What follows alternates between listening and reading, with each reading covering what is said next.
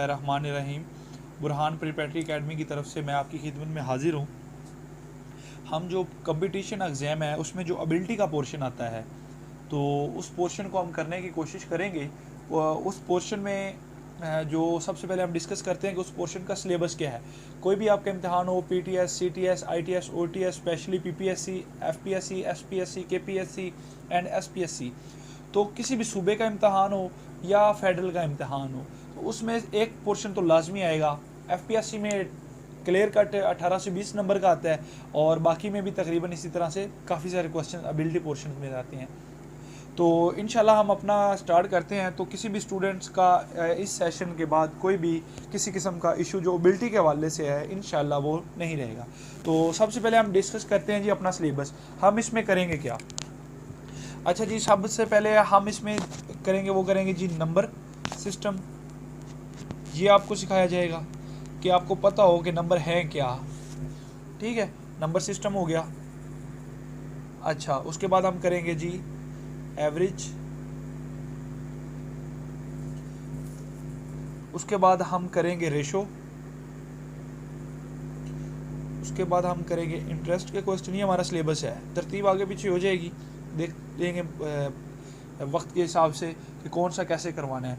और इंटरेस्ट के आगे हम करेंगे सिंपल इंटरेस्ट और कंपाउंड इंटरेस्ट। अच्छा जी स्टूडेंट, तो इसके बाद हम करेंगे परसेंटेज।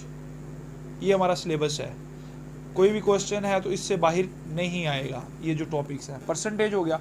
उसके बाद प्रॉफिट और लॉस, प्रॉफिट एंड लॉस। और उसके बाद हम time, speed, time and distance के क्वेश्चंस आते हैं। Speed, time and distance, in questions को हम देखेंगे कि ये किस तरह आते हैं और किस तरह करने हैं। उसके बाद टाइम एंड वर्क का बहुत ज़्यादा आता है। ये प्रोपोर्शन का रेशो के बाद प्रोपोर्शन ही से कह सकते हैं टाइम एंड वर्क वाले, तो इसको भी हम करेंगे, टाइम एंड वर्क के क्वेश्चन। जी तो इसके बाद स्टूडेंट्स हम करेंगे प्रॉब्लम ऑफ एज। एज वाले प्रॉब्लम्स करेंगे, ये बहुत ज़्यादा आते हैं, बहुत आसान होते हैं लेकिन क्वेश्चन नहीं आते। उसके बाद हम करेंगे एरियाज़। एरिया के क्वेश्चंस होते हैं, ठीक है, यानी कि उसका सरफेस एरिया, ठीक है, ट्रायंगल का एरिया पूछ लेता है, स्क्वायर का, क्यूब का, रेक्टेंगल का, जिस तरह हम सारे इंशाल्लाह उसमें करेंगे। उसके बाद हम करेंगे जी square root and cube root, square and cube root जी। और इसके अलावा हम मेन टॉपिक जो है वो करेंगे जी अलजबरा।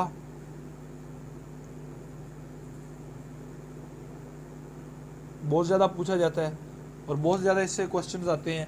और इसके बाद हम लास्ट पे करेंगे जी क्लॉ के क्वेश्चन।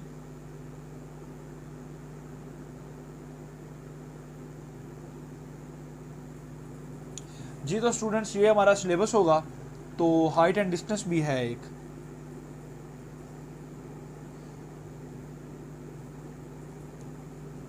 हाइट एंड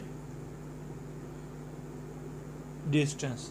तो ले जी स्टूडेंट्स, ये हमारा सिलेबस है टोटल। इस सिलेबस को हम कवर करेंगे 1 बाय 1 और इसी को हम लेके आगे इंशाल्लाह पूरे सेशन के अंदर। ये हमारा, सबसे पहले तो आपको पता होना चाहिए ना कि हमने करना क्या है। आपको आइडिया ही ना हो कि हमने पढ़ना क्या है। कोई इधर से क्वेश्चन पास्ट पेपर से करवा दे, कोई इधर से हाँ, मेन बात के इसके बाद हम क्या करेंगे जी, पास्ट पेपर से क्वेश्चन करेंगे। पास्ट पेपर जो रिपीट हो रहे हैं ना, तो इंशाल्लाह आप देखिएगा कि इस सेशन को लेने के बाद या इस कवर करने के बाद क्वेश्चन भी डिटो आ रहे होंगे। एक तो आपको सारा आइडिया आ जाएगा ना कि जहाँ से भी आ जाए इंशाल्लाह मेरे स्टूडेंट्स, किसी को भी किसी से मसला नहीं होगा किसी क्वेश्चन से भी। लेकिन आप देखेंगे कि जो क्वेश्चन हम क्लास में कर रहे होंगे इंशाल्लाह वही क्वेश्चन डिटो आ रहे होंगे, क्योंकि हम पास्ट पेपर भी सारे कर देंगे। क्लियर होगी जी स्टूडेंट्स? तो ये हमारे पास टॉपिक्स हैं। कोई बंदा, कोई भी स्टूडेंट्स अपनी तरफ से भी करना चाहे तो इस तरह ये होता है जी रोड मैप कि किस तरह हमने मैथ करनी है। सबसे पहले बनाओ एक रोड मैप, बनाओ आ क्या रहा है, ट्रेंड क्या चल रहा है, उसमें नंबर सीरीज है, algebra, ratio, interest, percentage, profit, speed, time, age, area, square and cube root है, अलजबरा है, क्लॉक के क्वेश्चन हैं, हाइट एंड डिस्टेंस। ये अभी जो मेरे माइंड में थे। तो फर्दर अगर कोई रह भी गया हो तो इंशाल्लाह वो भी हम कर देंगे, इंशाल्लाह आपको कोई इशू नहीं रहेगा। तो लेट्स स्टार्ट। हम अपना आज पहला टॉपिक करते हैं। जैसे आपको पता है कि आज हमारा पहला दिन है, तो आज हम अपना पहला टॉपिक स्टार्ट करते हैं टाइम को ज़ाया किए बगैर। तो आज हम स्टार्ट करेंगे जी नंबर सिस्टम से। है जी, तो स्टूडेंट्स हम अपना पहला टॉपिक स्टार्ट करने जा रहे हैं और इसको लेक्चर 1 कर लें।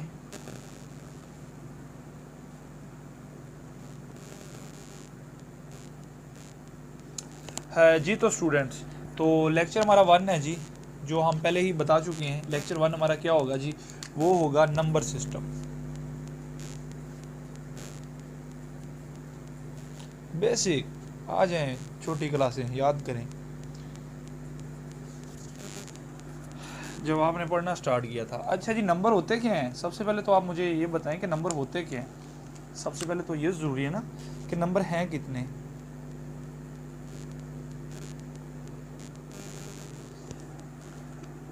अच्छा जी, नंबर हैं जी डिजिट फ्रॉम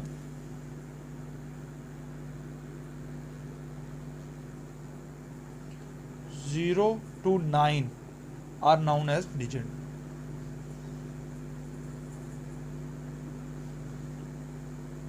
ये जी हमारे पास डिजिट हैं। जिस तरह अल्फ़ाबेट्स होते हैं A to Z, उन अल्फ़ाबेट्स को ही आगे मिला के वर्ड्स बनते हैं, फिर सेंटेंस बनता है। ठीक है, तो यही डिजिट्स हैं सारे, 0 से लेके 9 डिजिट हैं। इन डिजिट्स को ही आपस में इंटरचेंज करके हम न्यू बनते हैं। ठीक है, तो ये हमारे पास डिजिट आ गए सबसे पहले। अच्छा जी, अब इन डिजिट, ये तो सभी को पता है। अच्छा, इन डिजिट में क्वेश्चन क्या आता है? इन डिजिट में क्वेश्चन आता है कि फॉर एग्जांपल इन डिजिट्स को बना के एक आ गया जनाब हमारे पास 2023 फॉर एग्जांपल। अच्छा, ये हमारे पास एक वैल्यूज़ आ गई है। अब इन वैल्यूज़ की दो चीज़ें फाइंड करो जो क्वेश्चन में आते हैं। अच्छा, नंबर 1 पे वो कहता है जी प्लेस वैल्यू, प्लेस वैल्यू, और नंबर 2 पे वो कहता है जी इसकी फेस वैल्यू बताओ। क्वेश्चंस आते हैं, आए हुए हैं पास्ट क्वेश्चंस में। तो इसकी हमने क्या करना है जी, दो वैल्यूज बनानी है, बतानी है, इसकी place value and face value. तो सबसे पहले फेस वैल्यू देख लेते हैं। फेस वैल्यू उसकी ओरिजिनल जो वैल्यू होती है वो उसकी फेस वैल्यू होती है। जैसे कि 3, तो इसकी फेस वैल्यू क्या है 3। 2 की फेस वैल्यू यानी कि वो किस नाम से पहचाना जाता है, तो ये 2 से पहचाना जाता है, ये 0 से, और ये वाला 2 से।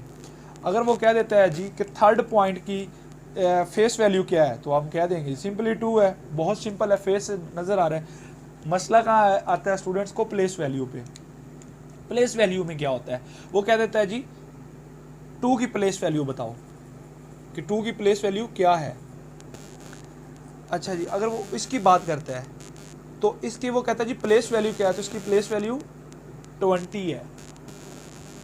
ठीक है, यानी कि ये 20 को जाएगा। अगर वो 0 की कहता है तो 0 की क्या होगी, तो 0 किस पोजीशन पे पड़ा हुआ है, ये देखो, ये डिजिट 1 वाली या 1 से लेके 9 तक, ये 10 वाली पोजीशन में चला गया, ये 100 वाली पोजीशन में चला गया, और ये 1000 वाली पोजीशन में चला गया। क्लियर हुई स्टूडेंट इस बात को कि इनकी फेस प्लेस वैल्यू क्या होगी। एक और क्वेश्चन समझते हैं तो फिर आपको आइडिया हो जाएगी। सबसे पहले आप बताएं कि फेस वैल्यू क्लियर है।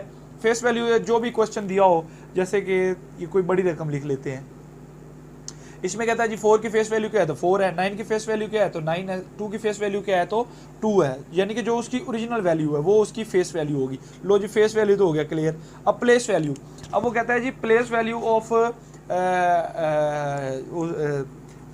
9 बताओ। ठीक है, प्लेस वैल्यू ऑफ 9 क्या होगी, या वो कहता है प्लेस वैल्यू ऑफ 4 क्या होगी, वो कहता है जी प्लेस वैल्यू ऑफ 2 क्या होगी, प्लेस वैल्यू ऑफ, तो आपने देख लेना है वो किस पोजीशन पे है। तो ये किस पोजीशन पे है, सेकंड पोजीशन पे है, तो इसकी प्लेस वैल्यू क्या होगी 90। जब 4 पे जाएंगे तो इसकी हो जाएगी 400। जब 2 पे जाएंगे तो ये हो जाएगी 2000। क्लियर है। जब ये 7 पे जाएंगे तो ये हो जाएगी 70,000। ठीक है, और जब 3 पे जाएंगे तो 3 की जो प्लेस वैल्यू होगी ये हो जाएगी 3 लाख।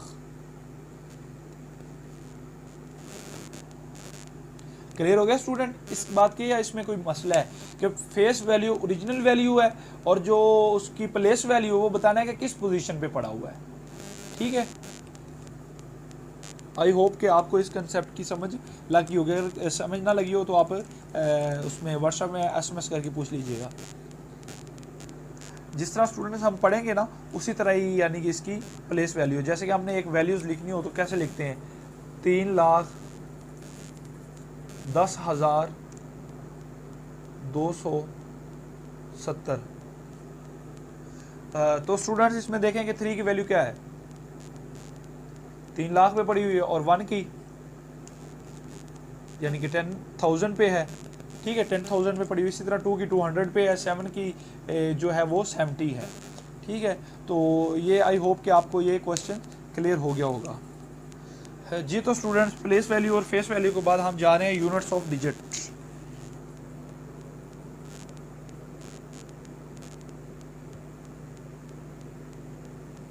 कितने को डिजिट्स होते हैं? अच्छा जी, ये सबसे पहले होता है जी यूनिट।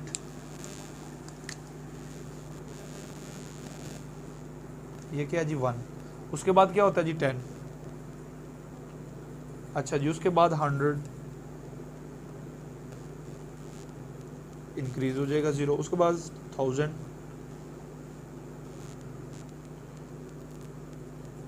उसके बाद 10,000,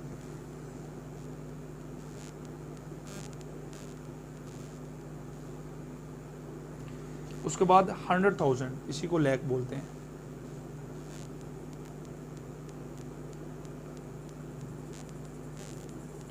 ये कितना जी, उसके बाद 100,000 के बाद मिलियन, इसको 10 लाख बोलते हैं। ठीक है, 1 मिलियन में कितने होते हैं जी 10 लाख। ठीक हो गया। और मिलियन के बाद क्या होता है जी 10 मिलियन, 1 करोड़ को बोलते हैं। लेकिन आपने इस तरह याद करना है। ठीक हो गया। अच्छा जी 10 मिलियन हो गए। अच्छा 10 मिलियन के बाद कौन सी इसकी आएगी 100 मिलियन।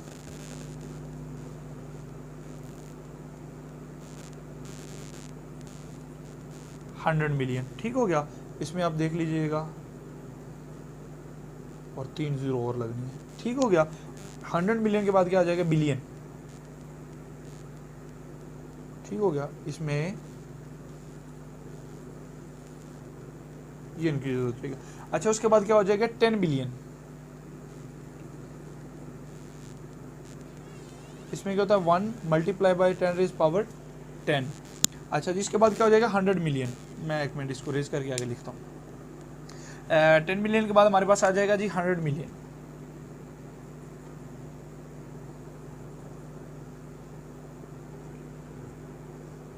इसमें आएगा 1 मल्टीप्लाई 10⁻12, यानी कि 1 के साथ 12 जीरो हैं। 100 के बाद आ जाएगा ट्रिलियन।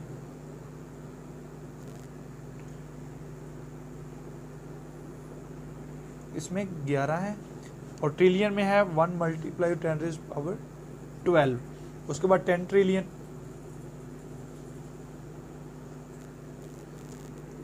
इसमें है 1 मल्टीप्लाई बाई 10⁻13। उसके बाद 100 ट्रिलियन।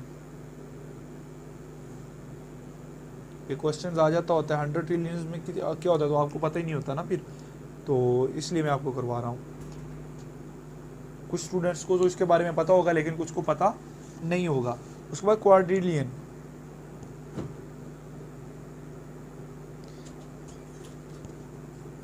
ये तो 1 मल्टीप्लाई बाई 10⁻15। ठीक हो गया। तो यहाँ तक आई होप 2 और भी कर लो। उसके बाद क्वार्टिलियन। आगे अब पहले डी से था, अब टी से। 1 मल्टीप्लाई बाई 10⁻18। और इसके बाद बस इतना तक ही काफ़ी है, 18 तक काफ़ी है, इतना तक ही आता है, ज़्यादा भी नहीं आता, ट्रिलियन तक ही आ जाता है। ट्रिलियन में पूछ लेते हैं कि कितने जीरोज़ आते हैं, तो इस तरह का क्वेश्चन कोई आ सकता है। तो मैंने नंबर डिजिट स्टार्ट किए हैं, तो